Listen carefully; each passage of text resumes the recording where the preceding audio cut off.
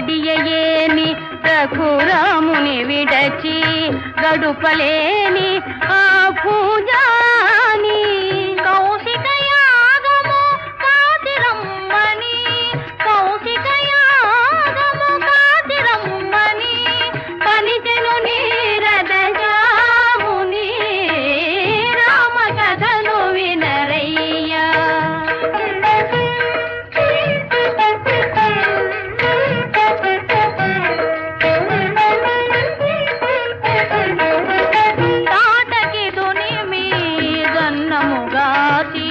తపసుల Deevena తలదాసి జనకుని